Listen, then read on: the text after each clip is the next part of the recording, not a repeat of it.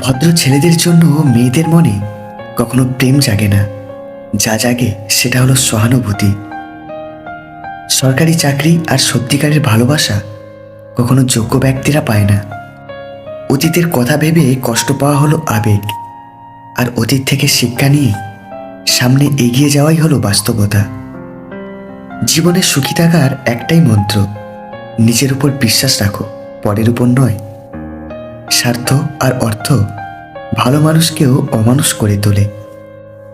একটা ভালো মেয়ে তার প্রিয় মানুষটির কাছ থেকে কখনো দামি গিফট আশা করে না, চায় শুধু কিছুটা সময় আর বুক ভরা ভালোবাসা। সাফল্যের তিনটি শর্ত: 1, অন্যের থেকে বেশি জানুন; 2, অন্যের থেকে বেশি কাজ করুন; আর 3, অন্যের থেকে কম আশা করুন। একটি ফুল দিয়ে কখনো মালা গাঁথা যায় না, তেমনি একটি ভালো কাজ করে জীবনকে সুন্দর করা যায় না।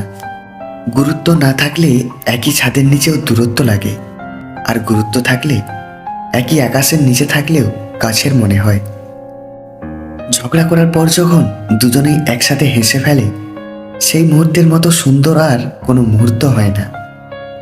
আত্মবিশ্বাস এমন একটা জিনিস, এটা তখনই আসে যখন আপনি নিজেকে যোগ্য মনে করেন। অর্থ থাকলে গোটা পৃথিবী সাক্ষাৎকার নিতে চায়, না থাকলে আপনজনও পরিচয় দিতে লজ্জা পায়।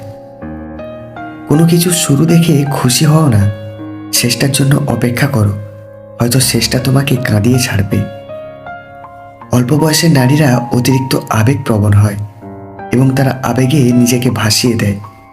এই সময় তারা যদি পর্নোগ্রাফি বেশি দেখে এবং যৌন সম্পর্কে কথা বেশি আলোচনা করে, তখন এরা যে কোনো পুরুষের সাথে শারীরিক সম্পর্ক করতে চায়। সফল হতে পারবো কিনা জানি না, তবে আমি পরিশ্রম করে যাব, কারণ মানুষ বেইমানি করলেও পরিশ্রম কখনো বেইমানি করে না। মানুষ অভিশাপ দিক বা না দিক, চোখের জল ঠিকই অভিশাপ দেয়। অন্যায়ভাবে কাউকে ঠকানোর প্রতিশোধ সময় একদিন ঠিকই নেয়।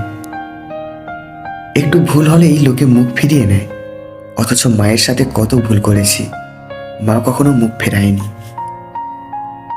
যদি আপনি জীবনে বারবার আঘাত পেতে থাকেন, তবে তার জন্য নিজেকে দোষী ভাববেন না, কষ্ট পাবেন না।